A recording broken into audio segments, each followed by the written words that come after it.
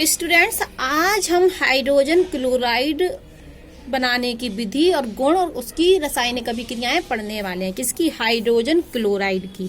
हम पढ़ रहे थे पी ब्लॉक के तत्व। पी ब्लॉक में भी हैलोजन, क्लोरीन एक क्या है? हैलोजन। तो क्लोरीन हाइड्रोजन से क्रिया करके हाइड्रोजन क्लोराइड बनाती है, HCl अम्ल बनाती है। तो आज हम HCl अम्ल बनाने की विधि पढ़ रहे हैं। तो देख रहे हैं यह अम्ल है ये। तो यह अम्ल 1648 में 1648 में ग्लेवन नामक एक वैज्ञानिक थे और इन्होंने किससे प्राप्त किया? लवण, साधारण लवण मतलब नमक लिया इन्होंने। क्या लिया? नमक। और क्या लिया? H2SO4 सल्फ्यूरिक अम्ल को मिला दिया। क्या किया? 1648 में ग्लेवन नामक साइंटिस्ट ने नमक NaCl और H2SO4 को साथ में मिलाकर गर्म कर दिया और एक अम्ल बना जिसको उन्होंने नाम दे दिया हाइड्रोजन क्लोराइड। तो हम ले लेते हैं, हमने ले लिया एक साधारण लवण। यह अम्ल 1648 में ग्लेवर नामक साइंटिस्ट ने साधारण लवण को सांद्र H2SO4 के साथ गर्म करके प्राप्त किया। तो हमने ले लिया साधारण लवण और क्या ले लिया? H2SO4। क्या ले लिया? H2SO4। वो भी कैसा? कॉन्सेंट्रेट। ये कैसा? सांद्र कंसंट्रेट H2SO4 ले लिया और हमने इसको कर दिया गरम। कितने तापमान पर? 420 केल्विन पर। तो क्या हुआ? यहां से बन गया हमारा सोडियम हाइड्रोजन सल्फेट और हमारा बन गया HCl। ये बन गया हमारा हाइड्रोजन क्लोराइड। कैसे बना हाइड्रोजन क्लोराइड? हमने एक साधारण क्या ले लिया? साधारण लवण और दूसरा क्या ले लिया? सल्फ्यूरिक अम्ल। दोनों को मिलाकर गर्म कर दिया 420 केल्विन तापमान पर। तो हमारा क्या बन गया? हाइड्रोजन क्लोराइड बन गया। तो ये किसने बनाया था? सबसे पहले 1648 में ग्लेवन नामक साइंटिस्ट ने। फिर 1810 में एक साइंटिस्ट थे डेवी, जिन्होंने यह बताया कि हाइड्रोजन क्लोराइड हाइड्रोजन और क्लोरीन का यौगिक, वो तो हमें देख ही रहा है कि किसका यौगिक है? हाइड्रोजन और क्लोरीन का। लेकिन यह बात किसने बताई? 1810 में डेवी ने प्रदर्शित किया कि हाइड्रोजन क्लोराइड जो HCl अम्ल है वह हाइड्रोजन तथा क्लोरीन का यौगिक है। तो आज हमने सीख लिया, डेवी ने हमें बताया था कि हाइड्रोजन क्लोराइड किसका यौगिक है? हाइड्रोजन और क्लोरीन का यौगिक है। और ग्लेवन ने इसको बनाया था नमक और H2SO4 को मिलाकर। ये बना दिया, नमक और H2SO4 को मिलाकर HCl बन गया। एक विधि और है। एक विधि क्या है कि अभी ये तो हमारा बन ही गया, अब ये आगे भी कर लेता है। ये सोडियम हाइड्रोजन जो सल्फेट है हमारा, ये इसने थोड़े से और लवण से अभिक्रिया कर ली है NaCl से। अब कितने तापमान पर रखना है हमें? अब ज्यादा तापमान चाहिए, 823 केल्विन। तो हमारा क्या बन जाएगा? अभी ये सोडियम हाइड्रोजन सल्फेट बना सोडियम सल्फेट और क्या बन गया? थोड़ा सा और HCl बन गया। ठीक है, सबसे पहले हमने साधारण लवण को लिया, सल्फ्यूरिक अम्ल से अभिक्रिया कराई तो HCl बन गया। लेकिन और साथ में क्या बना? Sodium hydrogen sulphate. अब ये सोडियम हाइड्रोजन सल्फेट और नमक से अभिक्रिया करेगा NaCl से, साधारण लवण से, तो क्या बनाएगा? सोडियम सल्फेट बनाएगा और हाइड्रोक्लोराइड और बनाएगा। तो ये दो विधि है हमारी, या एक ही विधि मान के चलो हाइड्रोजन क्लोराइड बनाने की। ठीक है, किसके संग? साधारण लवण के संग सल्फ्यूरिक अम्ल की अभिक्रिया। उसके बाद जो सोडियम हाइड्रोजन सल्फेट बना उसमें थोड़ा सा लवण और यूज हुआ और क्या प्राप्त हो गया? हमें HCl प्राप्त हो गया। अब ये जो HCl होता है ये रंगहीन होता है। कैसा होता है? रंगहीन, तीक्ष्ण गंध वाली गैस है। HCl क्या होती है? हमारी गैस है। कैसी? रंगहीन तीक्ष्ण गंध वाली गैस।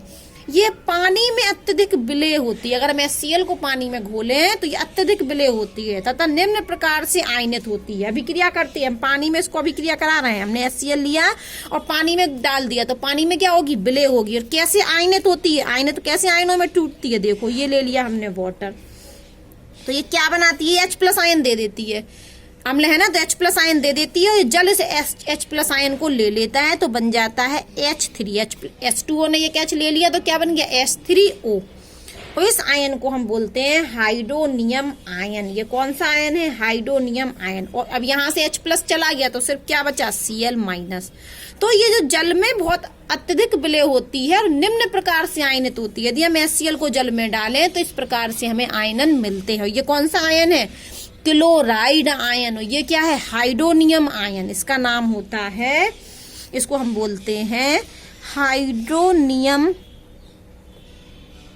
आयन, ये हमारा क्या है, क्लोराइड आयन। ठीक है, तो ये किस HCl की अभिक्रिया हमने किससे देख ली, जल से, कि जल में यदि हम HCl को डालें तो निम्न प्रकार से आयनित होता है। दूसरा देखिए, यह अमोनिया से अभिक्रिया करता है। HCl जो हाइड्रोजन क्लोराइड है, जो हमारा हाइड्रोक्लोरिक अम्ल है, वो अमोनिया के साथ अभिक्रिया करके श्वेत धूम देता है। क्या देता है, श्वेत धूम। तो कभी कभी पूछ लेते हैं कि HCl की अभिक्रिया जब अमोनिया से कराते हैं तो क्या बनता है, तो हम क्या लिखेंगे, श्वेत धूम बनता है। और ये श्वेत धूम किसका बनता है, तो NH4Cl का। तो हम ये वाली रिएक्शन भी देख लेते हैं। अब हमने क्या किया, अमोनिया से अभिक्रिया करा दी, NH3 अमोनिया है, किसकी अभिक्रिया, HCl की। तो क्या दे दिया इसने, NH4Cl, उसका क्या दे दिया, श्वेत धूम। ठीक है, जल HCl जब जल से अभिक्रिया करता है तो निम्न प्रकार से आयनित होता है, हाइड्रोनियम आयन और क्लोराइड आयन बनाता है। HCl जब अमोनिया से अभिक्रिया करता है तो NH4Cl बनाता है, इसको बोलते हैं अमोनियम क्लोराइड। इसका नाम क्या है, अमोनियम क्लोराइड। और इसका कैसा धूम बनता है, श्वेत धूम बनता है। अब आगे पढ़िए, यह आसानी से द्रव में द्रवित हो जाती है, होती तो गैस है लेकिन आसानी से द्रव में बदल जाती है। तो जो HCl है वो रंगहीन तीक्ष्ण गंध वाली गैस होती है, लेकिन ये आसानी से द्रव में द्रवित हो जाती है, मतलब द्रव में बदल जाती है और जल में इस प्रकार से आयनित होती है। और अमोनिया के साथ अभी ये क्या है हमारी, अमोनिया के साथ अभिक्रिया करके अमोनियम क्लोराइड देती है। अब क्या करती है, जो HCl होता है, जो हमारा हाइड्रोक्लोरिक अम्ल है या हाइड्रोजन क्लोराइड है, ये बहुत सारे लवणों को विघटित कर देता है। क्या कर देता है, लवणों को विघटित कर देता है।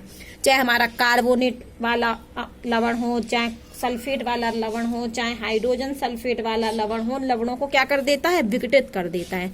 जैसे हमने यहाँ ले लिया ये Na2CO3, इसका नाम क्या होगा, सोडियम कार्बोनेट, और ये क्या है हमारा लवण, ये क्या है हमारा लवण। अब हमने एक और लवण ले लिया, ये सोडियम सल्फेट था, अब हमने ले लिया, ये सोडियम कार्बोनेट था, हमने ले लिया सोडियम हाइड्रोजन सल्फेट, ये भी क्या है हमारा लवण। अब हमने तीसरा ले लिया हमने सोडियम सल्फाइड Na2SO3, ये भी क्या है हमारा लवण। ये 3 लवण ले लिए हमने। अब हम पहला देखते हैं कि HCl क्या करती है, लवणों को विघटित कर देती है। तो हमने इस लवण की अभिक्रिया, पहला देखो ये एक लवण है, इस लवण की अभिक्रिया हमने HCl से करा दी, इस लवण की अभिक्रिया हमने HCl से करा दी। तो क्या करेगा ये HCl, लवणों को विघटित कर देता है, लवण को तोड़ देता है। तो यहाँ बना देगा ये NaCl, Na और Cl मिल जाएंगे, तो लवण क्या हुआ, टूट गया, कार्बोनेट आयन अलग निकलेगा।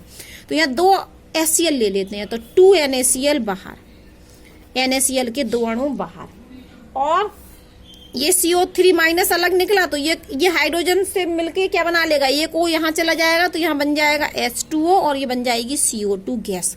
तो क्या देख रहे हैं आप, साफ साफ दिख रहा है कि सोडियम कार्बोनेट था जो टूट गया, किसमें, NaCl और CO2 में। सोडियम कार्बोनेट को HCl ने विघटित कर दिया। तो यही पॉइंट लिखा है कि HCl लवणों को विघटित कर देती है। अब ये एग्जाम्पल देख लो, इसमें हमने सोडियम हाइड्रोजन सल्फेट लिया और यहाँ भी हमने HCl ले लिया। तो ये HCl क्या करेगा, इस लवण को भी तोड़ देगा। तो यहाँ से क्या बाहर, फिर से NaCl बाहर, और ये NaCl बाहर, और ये फिर ये यहाँ पर सल्फेट है हमारा। चलो ये सोडियम हाइड्रोजन सल्फेट नहीं, सोडियम हाइड्रोजन कार्बोनेट ले लेते हैं, CO3 वाला, सोडियम हाइड्रोजन कार्बोनेट। तो ये हमारा क्या, फिर से क्या बाहर, CO2 गैस बाहर और फिर से जल बाहर। अब हमने लवण ले लिया ये सोडियम सल्फाइड, इसकी अभिक्रिया किससे करा दी, HCl से। तो यहाँ 2 Na है, इसलिए हमें HCl के 2 अणु लेने पड़ेंगे और 2 NaCl बाहर। और यहाँ से देखो CO2 गैस नहीं निकलेगी, अगर ये होगा तो कौन सी गैस निकलेगी, सल्फर डाइऑक्साइड और वाटर। तो इन तीनों रिएक्शन से क्या समझ में आ रहा है, ये समझ में आ रहा है कि जो HCl होता है वो लवणों को तोड़ देता है, लवणों का विघटित कर देता है। तो HCl लवणों को विघटित कर देता है। अब हम पढ़ने वाले हैं एक होता है इक्वारेजिया। एक इक्वारेजिया होता है। इक्वारेजिया में क्या होता है कि हम 3 भाग लेते हैं HCl का और 1 भाग HNO3 का, मतलब जो रेशियो मिलाते हैं तो 3:1 में मिलाते हैं।